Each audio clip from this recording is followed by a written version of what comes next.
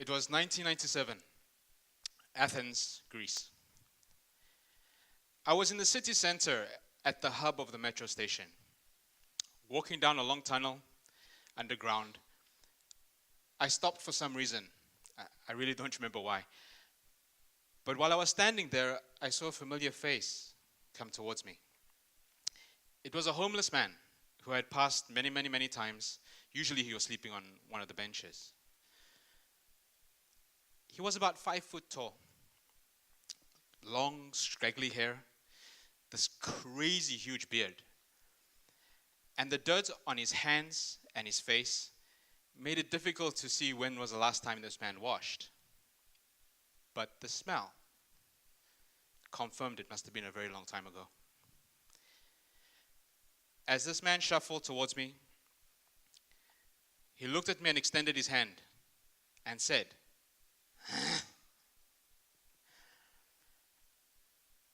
I was in no mood to interact with this troll-like creature. So in my best possible English, I said to him, I'm sorry, I don't speak Greek, as if an outstretched hand and a grunt was inherent to the Greek language. Suddenly this man's eyes opened, and behind the hair in front of his mouth, I saw a smile crack and some broken teeth, and he said to me, "Oh, you're American." He spoke English. So now I had to talk to the man. The next hour changed my life. This animal-like creature was anything but that. He had been a philosophy professor at a prominent American university about 20 years before that. He had come to Greece on a sabbatical to study in the cradle of philosophy. While he was studying, he was contemplating about the meaning of life and humanity and about people, and he became so disillusioned that he decided he didn't want any part of it and fell off the grid. He had been living for the past 20 years in that subway station.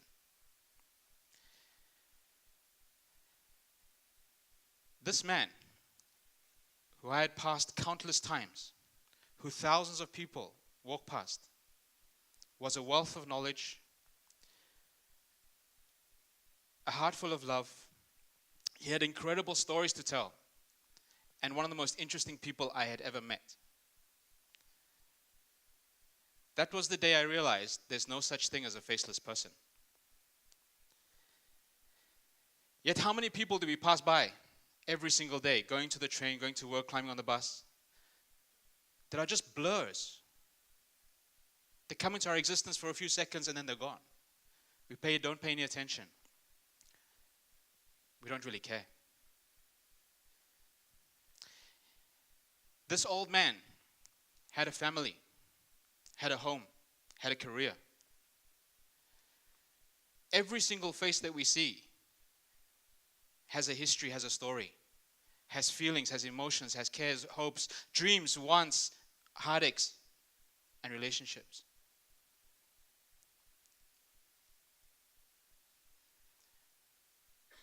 Please do me a favor and look at somebody next to you.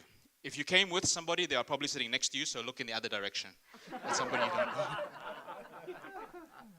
What do you see? How much value do you put on that person you're just looking at?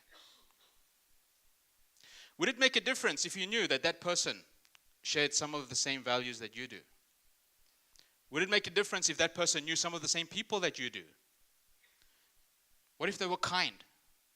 What if they were considerate? What if they were generous and heartfelt and had integrity and were friendly? Would it make a difference? I can pretty much guarantee that everybody in this room today is all or most of what I just mentioned. I know this because you're here on a Saturday all day long to support a charity event. I think you guys are very, very nice people. Please give yourselves a round of applause. You're wonderful people. Thank you for being here. The day I met that old man, I was forced to do something I should have done anyway. And my life has been infinitely richer because of it. What I should have done, instead of trying to get away from this man, was to be nice.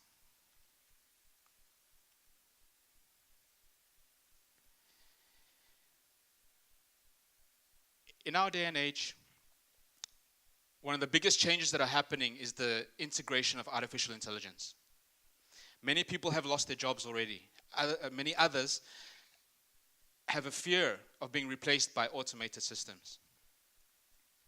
When I talk about human intelligence, I don't mean one's cognitive abilities. I'm talking about the people. The world has been changing since the beginning of time.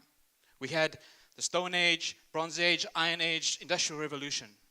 But the only constant through all of this has been people. And humanity's ability to adapt to these changes. Currently, we are in the technological age. From a human and business perspective, we are in the age of consciousness and conscious cultures.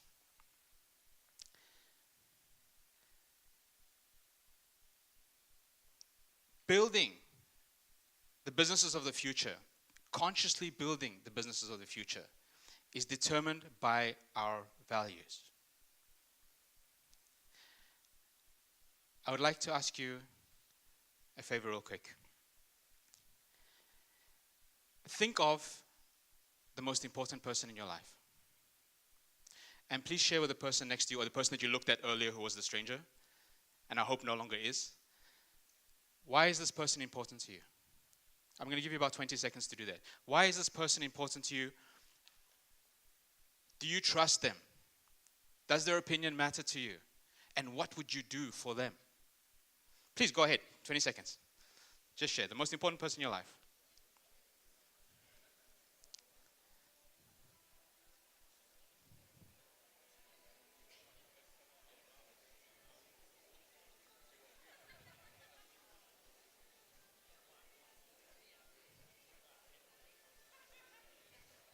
Thank you very much.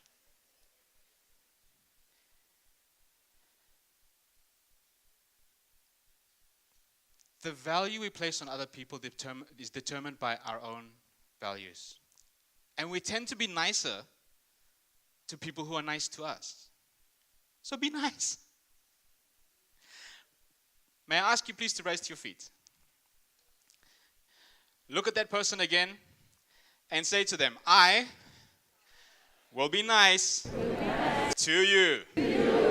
Okay, find somebody else. I will be nice to you. Okay, wonderful. If you want to shake the hand, go ahead and do that as well. Otherwise, please have a seat.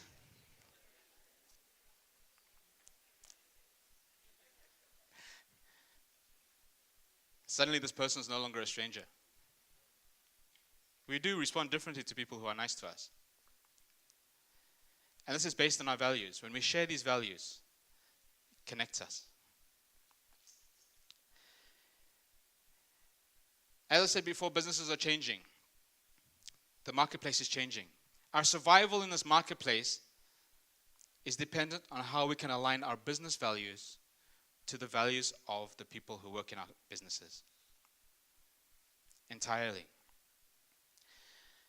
What's killing businesses and employee engagement and productivity today is the fact that most of us are not being allowed to live our values. We feel they are threatened. There are 3 words that employers and managers fear and make them tremble. Millennials, Gen X, and Gen Y. This is a new breed of workforce. They're not motivated by financial gain or status or position. Their values are social awareness, making a difference, changing the world. They're a generation that are not confined by having a job to make a living. And they're the first to leave a company if they feel that they are not living their values. The development of culture within businesses today has become fundamental in their growth and their future sustainability. So what are our values? What do we value? A recent poll by Gallup showed that 80% of the people in the United States are unhappy at their job. In Asia, that number is even higher. In places like Japan, it's almost 90%. 90% of people are unhappy at their job. That's the reason I got into this business in the first place, in the hope of being able to do something about that. So I wanted to find out more about it. I didn't really care about why 80 or 90% are unhappy. I was more concerned about why 10 to 20% are happy. What are they doing? So as any good researcher does, I consulted Google. Happiest employees in the world. After a lot of reading, I found the thin red line that connects everything. And the common denominator amongst all these people was that they loved the people they worked with. They cared about the teams they were in. The teams that they were in were nice to them. They had significance. They were treated as human beings.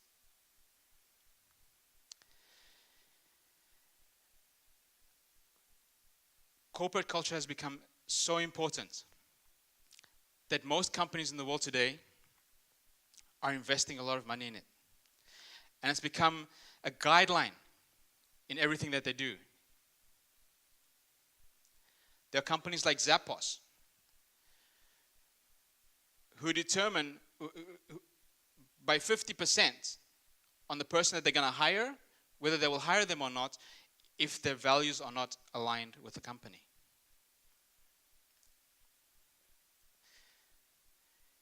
What I also found in my research was not just that these companies had the most happiest employees in the world, they were on the list of the most happiest employees in the world, they were also on the list of Fortune 100 companies.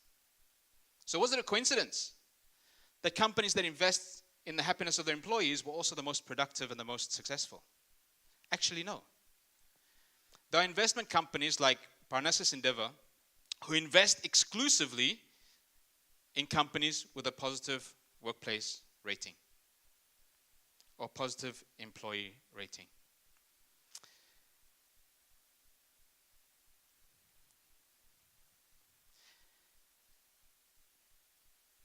When I started in this industry was because I heard a quote by Richard Branson speaking about how he treats his employees. And I was inspired by that. The quote I heard was, if you take care of your employees, they will take care of your business. Because like most of you in this room, we must have had some experiences that were not very pleasant in the workplace that we wanted to leave. And we had other experiences where we worked under really wonderful people and wonderful managers, and we couldn't give enough of ourselves to them. So, people skills has become one of the most valuable skills that we can develop for ourselves.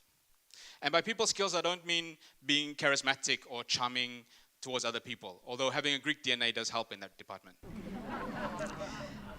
By people skills, I mean the ability to see people. The ability to look past the face, the position, the job. The same Richard Branson said, there is no secret, special secret to developing powerful and great corporate culture. The key is treating people the way they want to be treated. It's the age-old golden rule. And who wants to be treated not nice? So treat people nice. Please look at the person next to you and say, I will be nice to you. There you go. Smiles, I love it. Okay, so I'm going to leave you with the wise words of Mahatma Gandhi, who said, be the change that you want to see in the world. It's up to each and every one of us. It starts with us. So as I am about to leave, may I ask you again to stand? find somebody totally new and say, I will be nice to you. Thank you very much, everybody. Have a great day. And let's make the world a really, really nice place to live in. Thank you.